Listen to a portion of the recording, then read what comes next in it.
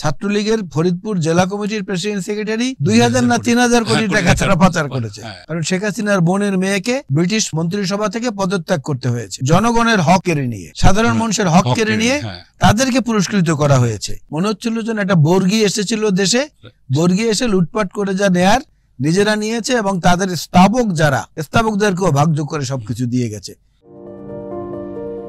সুপ্রিয় দর্শক, শুভেচ্ছা নেবেন চ্যানেল জেড আয়োজিত নিয়মিত আলোচনা সভায় আপনাদের সঙ্গে আছি আমি আমিরুল ইসলাম কাগুজি। আমরা প্রতিদিন প্রকাশিত যে কোনো একটি গুরুত্বপূর্ণ সংবাদ নিয়ে আপনাদের সামনে হাজির হয়ে থাকি এবং এই বিষয়ের উপরে আলোচনা করার জন্য আমাদের একজন করে অতিথি আসেন, নিয়মিত অতিথি। আজকে আমাদের সঙ্গে অতিথি হিসেবে উপস্থিত আছেন বিএনপি চেয়ারপারসনের উপদেষ্টা এবং একজন প্রখ্যাত রাজনীতিবিদ, তুখোর বক্তা বলে আমরা যাকে চিনি, তিনি হচ্ছেন অ্যাডভোকেট মোয়াজ্জেম হোসেন আলাল। জনাব আলাল, আপনাকে আমাদের এই অনুষ্ঠানে স্বাগত। ধন্যবাদ আপনাকে। আজকে আমাদের যে আলোচনাটা করব সেটা আজকে প্রথম আলোর লিড নিউজ এবং অত্যন্ত একটা অনুসন্ধানী রিপোর্ট, যে রিপোর্টে দেখা যাচ্ছে যে অনুগত ও তোষামোদকারী সাবেক মন্ত্রী, সংসদ সদস্য, আমলা, সাংবাদিক, শিল্পীদের জন্য 830টি প্লট দেন শেখ হাসিনা। আচ্ছা, এইখানে এই অনুগত এবং তোষামোদকারী হিসাবে যাদের নাম আসছে আপনি দেখতে পাবেন তার নিজের পরিবারের সদস্যদের সবাইকে দেওয়া হয়েছে, সবার একাধিক প্লট রয়েছে। মন্ত্রী, এমপি যাদের দেওয়া হয়েছে তাদেরও একাধিক প্লট রয়েছে, সেখানেও দেওয়া হয়েছে। এবং একটা সবচেয়ে গুরুত্বপূর্ণ বিষয় হচ্ছে যে শেখ মুজিবের হত্যাকাণ্ডের যিনি বিচারক ছিলেন কাজী গোলাম রসুল, তার 3 কন্যার নামেই 3টা প্লট দেওয়া হয়েছে এইভাবে। এবং শুধু এখানেই না, তার আরও দেখা যাচ্ছে যে যারা বিভিন্ন কোটায় পেয়েছেন, সচিব পেয়েছেন, মন্ত্রী পেয়েছেন, সাংবাদিক পেয়েছেন, লেখক পেয়েছেন, এবং ওই একটা মাত্র ধারায় তাকে নিয়ে যাওয়া হচ্ছে, সেটা হচ্ছে রাজুকের 13 এই ধারাটা আগেও ছিল 13 বিশেষ অবদানের জন্য, অসামান্য অবদানের জন্য তাদেরকে দেওয়া হতো। আচ্ছা, এই অসামান্য অবদানের জন্য দেওয়ার পেছনে সবচেয়ে বেশি কাজ করেছে যেটা তোষামোদকারী। তোষামোদকারী বলতে এখানে যেটা বোঝা যাচ্ছে যে আমরা সবসময় দেখতাম যে প্রধানমন্ত্রী যখন প্রেস কনফারেন্স করতেন, এই প্রেস কনফারেন্সেই আমরা দেখি যে সাংবাদিকরা কিভাবে তার এই তেলবাজি সাংবাদিকতা এবং প্রশ্নগুলো করতেন এবং শেখ হাসিনাকে যে এইভাবে স্বৈরাচারী হয়ে ওঠার ক্ষেত্রে তাদের কিন্তু যথেষ্ট অবদান রয়েছে। এই অবদানগুলো নিয়েই মূলত এই বিভিন্ন ধরনের দুর্নীতি, চোরাচালানি, ডাকাতি, এগুলো করে বিদেশে টাকা পাচার করা, সব কাজ দেখতে পাচ্ছি আমরা গত 1.5 দশক ধরে, মানে অকাতরে হয়েছে এবং বাধাহীনভাবে হয়েছে এই বিভিন্ন তোষামোদকারীদের কারণে। এই বিষয়টি নিয়ে আপনার কাছে আমরা একটু বিস্তারিত আলোচনা শুনতে চাই। যে আপনাকে ধন্যবাদ। জেড টিভিকে অভিনন্দন, তাদের এই প্রাথমিক যাত্রা সফলতার সাথে এগিয়ে যাক এবং বাংলাদেশের মানুষের হৃদয়ে স্থান করে নিক, এটা কামনা করি প্রথমে। আর আপনি যে প্রসঙ্গটি তুলেছেন, এই প্রসঙ্গটি নতুন কিছু না, এর বহুবিধ শাখা প্রশাখা বিস্তৃত করে আওয়ামী লীগ দেখিয়ে দিয়ে গেছে যে আওয়ামী লীগের নেত্রীর একক প্রশংসায় যারা উচ্চকিত এবং একক প্রশংসায় যারা অভ্যস্ত, তাদেরকে কিভাবে পুরস্কৃত করা যায় জনগণের হক কেড়ে নিয়ে, সাধারণ মানুষের হক কেড়ে নিয়ে তাদেরকে পুরস্কৃত করা হয়েছে। আপনি তো প্রথম আলোর এই কথাটা বললেন। প্রথম আলো এর আগে করেছিল শেখ হাসিনার মেয়ের শ্বশুর মোশাররফ হোসেন, যাকে মন্ত্রিসভায় জায়গা দেওয়া হয়েছিল, হ্যাঁ, তার আত্মীয় স্বজনরা কি করেছে, তাদেরকে কিভাবে পুরস্কৃত করা হয়েছে। সে মোশাররফ হোসেনের সুপারিশকৃত ছাত্রলীগের ফরিদপুর জেলা কমিটির প্রেসিডেন্ট সেক্রেটারি 2000 না 3000 কোটি টাকা ছাড়া পাচার করেছে। তো এরকম অসংখ্য দুর্গন্ধযুক্ত জিনিস পাওয়া যাবে এবং সবচেয়ে জাতিগতভাবে আমাদের কাছে এটা লজ্জার বিষয় এই জন্যে, যেটা এখন দেশের পরিসীমা অতিক্রম করে আন্তর্জাতিক পর্যায়ে ছড়িয়ে গেছে। কারণ শেখ হাসিনার বোনের মেয়েকে ব্রিটিশ মন্ত্রিসভা থেকে পদত্যাগ করতে হয়েছে এবং অনেক দুর্গন্ধ সেখানে ছড়িয়েছে। আপনার মার্কিন যুক্তরাষ্ট্রে শেখ হাসিনার ক্যাবিনেটের মন্ত্রী সাইফুজ্জামানের অসংখ্য সম্পদের সন্ধান পাওয়া গেছে। সজীবদের জয়ের সম্পর্কে তদন্ত চলছে, পুতুল সম্পর্কে তদন্ত চলছে। মানে সবকিছু মিলে মনে হচ্ছিল যেন একটা বর্গী এসেছিল দেশে, বর্গী এসে লুটপাট করে যা নেয়ার নিজেরা নিয়েছে এবং তাদের স্থাবক যারা, আপনি যেটা বললেন, সেই স্থাবকদেরকেও ভাগযোগ করে সবকিছু দিয়ে গেছে। এদেশের সাধারণ মানুষের কোনো সামান্যতম গুরুত্ব শেখ হাসিনা কিংবা আওয়ামী লীগের কাছে ছিল না, এরাদের এই কর্মকাণ্ডের মধ্যে দিয়ে প্রমাণ হয়েছে। এবং কোনো অবস্থাতেই ভিন্ন মত প্রকাশ করলেই পরে কিন্তু তাদেরকে বিভিন্নভাবে হয় বিচার বহির্ভূত হত্যাকাণ্ড, না হলে গুম, এই কাজগুলো করা হয়েছে। যে কারণে যে জনগণের কথা বলার মতো যে স্পেস বা সিভিল সোসাইটি, এই জায়গাটাও কিন্তু এই গত 15 বছরে আমরা সেইভাবে দেখতে পারি নাই। না, দেখতে পারি নাই। কারণ থেকে যারা কথা বলতো, আপনি নিজে জানেন, দর্শক শ্রোতারাও ভালো করে জানে, আমি মোয়াজ্জেম হোসেন আলাল, আমাকে একবার সময় টিভি থেকে, একবার RTV থেকে, একবার যমুনা টিভি থেকে টকশো করে বের হওয়ার পরে আমাকে ধরে নিয়ে গেছে। 2বার নিয়েছে র্যাব, একবার নিয়েছে ডিবি। শুধু সৌভাগ্য যে আমি বেঁচে আছি। এবং শেখ হাসিনা নিজে সাংবাদিকদের সামনে জনাকীর্ণ সাংবাদিক সম্মেলনে বলছে, লাইসেন্স আমি দিতে পারি, লাইসেন্স আমি আবার বাতিল করতে পারি।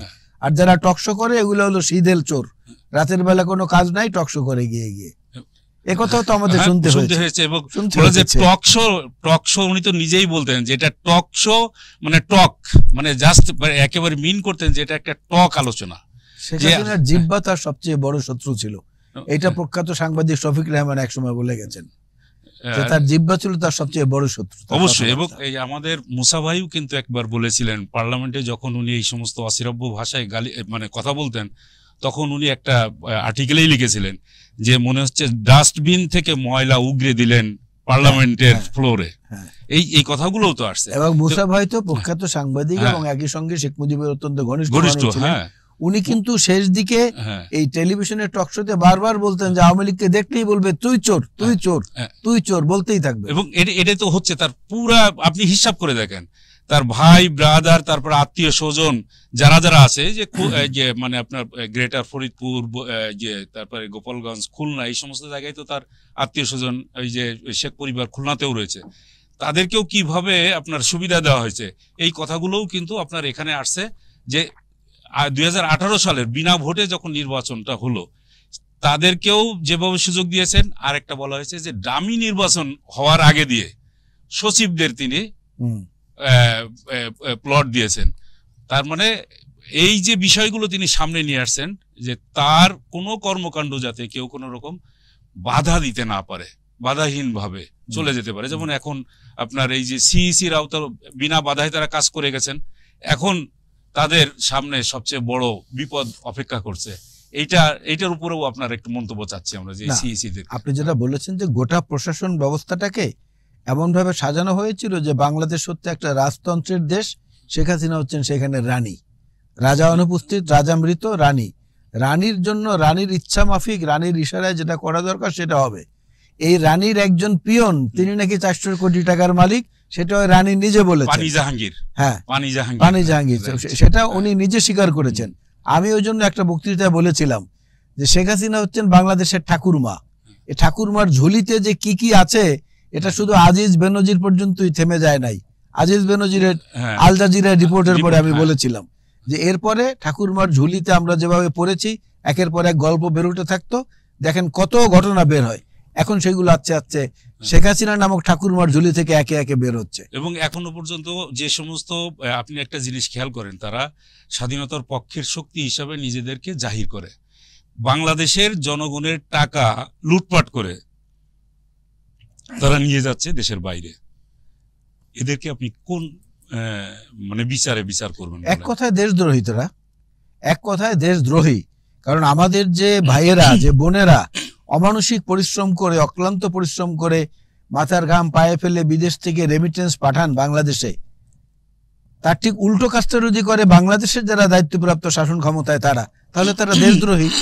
কারণ ওই রেমিটেন্সের উপরে তো আমার দেশের জাতীয় বাজেট নির্ভর করে, আর সে বাজেটের অর্থ চুরি করে বিদেশে পাঠায়, তারা দেশদ্রোহী, দেশের শত্রু। এছাড়া বিস্তৃত কোনো ব্যাখ্যার প্রয়োজন পড়ে না। এবং এরাই হচ্ছে বড় রাজাকার বাংলাদেশের জন্য। ডেফিনেটলি এরা বড় রাজাকার। আচ্ছা, আরেকটা বিষয় আমরা আসতে চাই, যে এখন বাংলাদেশের যে বর্তমান পরিস্থিতি, এখনো পর্যন্ত খুব বেশি যে স্বাভাবিক সেটা বলা চলবে না। আপনার এখানে একটি বড় ধরনের আন্দোলন, গণ অভ্যুত্থান হয়েছে, এবং গণ অভ্যুত্থানের যে যৌক্তিক কারণগুলো তো আমরা দীর্ঘদিন ধরে দেখে আসছি, যে এই ফ্যাসিবাদ উৎখাত করার জন্য মূলত এই যারা বিরোধী দলে ছিল, বিশেষ করে বিএনপি, জামাত, 12 দলীয় জোট, বাম জোট, সবাই মিলে আন্দোলন সংগ্রাম করে একটা প্ল্যাটফর্ম তৈরি করেছে। ঠিক এরই সময়ে এসেই অনেকটা কোটা সংস্কার আন্দোলন নিয়েই, বৈষম্য বিরোধী ছাত্র আন্দোলন সামনে এসেই যে গণ অভ্যুত্থানটা হলো, এখন গণ অভ্যুত্থানের পরে বর্তমানে আমরা বলবো যে একটা এই সফল আন্দোলনের পরে এই অন্তর্বর্তী সরকার, যে অন্তর্বর্তী সরকারের এখন সামনে সবচেয়ে বড় কাজ হচ্ছে একটা নির্বাচন দেওয়া। এই নির্বাচন এবং মানে মানুষের ভোটের অধিকারটা ফিরিয়ে দেওয়ার, গত 15 বছর ধরে যে আপনারা আন্দোলন করেছেন সেটা হচ্ছে ভোটের অধিকার আদায় করার জন্য মূলত। এখন আপনারা কিভাবে এই সরকারের অধীনে সেই ভোটের অধিকারটাকে আর মানে সুষ্ঠুভাবে আদায় করতে পারবেন, এরকম আপনাদের কি পরিকল্পনা আছে সেটা বলুন। আমাদের পরিকল্পনা তো প্রকাশ্যে, এখন কোনো পরিকল্পনা সেটা হচ্ছে যে আমাদের এই সরকারকে সর্বাত্মকভাবে সহযোগিতা করা, সেটা প্রকাশ্যে অপ্রকাশ্যে। কিন্তু একটা জায়গায় গিয়ে জটিলতাটা বাড়ছে, সেটা হলো এই সরকারে যারা আছেন তাদের কারোরই দেশ পরিচালনা করার কোনো অতীত অভিজ্ঞতা নেই। না থাকার কারণে আমরা তাদেরকে বারংবার করে বলেছি যে দেশ পরিচালনার অভিজ্ঞতা সম্পন্ন বহু বিজ্ঞ মানুষ এই বাংলাদেশে আছেন, রাজনৈতিক পরিচয় নির্বিশেষে তাদের সঙ্গে পরামর্শ করেন, তাদের কাছ থেকে সাজেশন নেন কোনটা কিভাবে করলে দ্রুত এগুনো যাবে। কারণ এই ভোটের অধিকারের জন্য একটা রক্তাক্ত মুক্তিযুদ্ধ হয়েছে বাংলাদেশে, স্বাধীনতা যুদ্ধ হয়েছে, সেই যুদ্ধের মাধ্যমে অর্জিত আমাদের এই দেশ। সে ভোটের অধিকারটাকে যত তাড়াতাড়ি তাদের সাধারণ মানুষের কাছে ফিরিয়ে দেবেন, অত তাড়াতাড়ি আপনাদের জনপ্রিয়তা অটুট থাকবে, বাহবা পাবেন।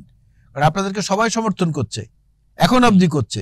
কিন্তু যেভাবে পদে পদে মানুষের জীবনযাত্রা বিষময় হয়ে উঠছে, বিশেষ করে দ্রব্যমূল্য, তারপরে আইন শৃঙ্খলা এবং এই যে সমন্বয়হীনতা, এত বেশি আমলা নির্ভর হয়ে পড়েছে এই সরকার। এই আমলারা কিন্তু শেখ হাসিনার আমলও পার করে এসেছে। এই আমলারা কিন্তু শেখ হাসিনার প্রথম থেকে শেষ পর্যন্ত ছিলেন, এমন লোকেরাও আছে, সেনাবাহিনীর মধ্যেও আছে, আইন শৃঙ্খলা রক্ষাকারী বাহিনীতেও আছে। তারা তো অনেকেই এখনো বহাল তবিয়তে আছে। তারা যে ভেতরে ভেতরে স্যাবোটেজ করছে না, এরকম এর তো কোনো নিশ্চয়তা নেই। নিয়োগ দেওয়া হয়েছে, সেখানেও তো সিংহভাগ এখনো। এবং আমার ব্যক্তিগত অভিজ্ঞতায় বলি, কোনো ফাইল 100 অফিসারের কাছে যদি 100 ফাইল জমা থাকে, এক সপ্তাহে একটা কি দুটো ফাইল মুভ হয়, আর বাকিগুলো হয় না। ওনারা বসে বসে রুটিন টাইমে অফিস করেন, অফিস থেকে বের হয়ে যান। আমি চ্যালেঞ্জ করে বললাম, আমি প্রমাণ সহ দেখাতে পারবো। এবং এই গভর্নমেন্ট স্থবিরতা এনে দিয়েছে। এবং এই গভর্নমেন্টের তো কোনো পরিকল্পনাই নেই যে কিভাবে দেশকে এগিয়ে নিতে হবে।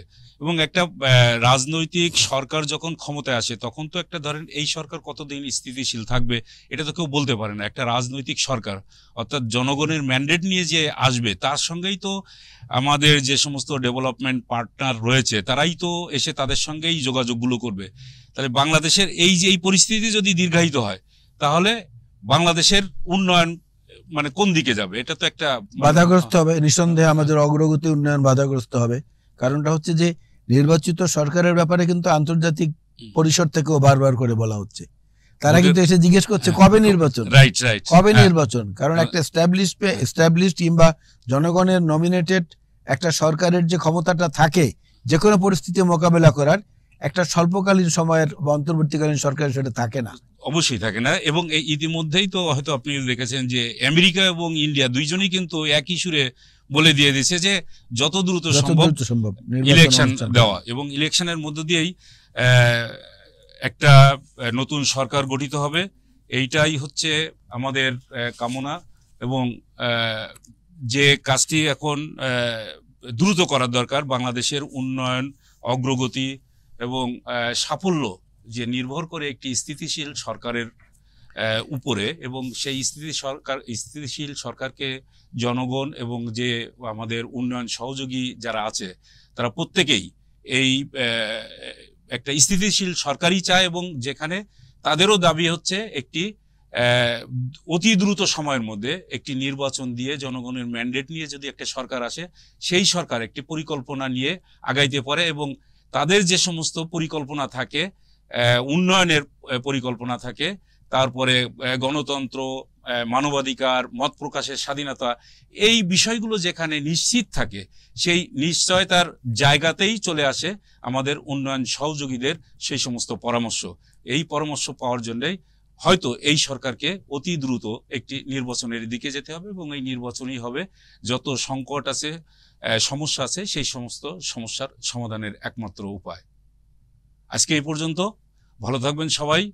আমাদের এই অনুষ্ঠানে আসার জন্য আবারও আমরা অ্যাডভোকেট মোয়াজ্জেম হোসেন আলালকে জি। আপনাকে ধন্যবাদ জানাচ্ছি। ধন্যবাদ আমাদের সাথে থাকার জন্য।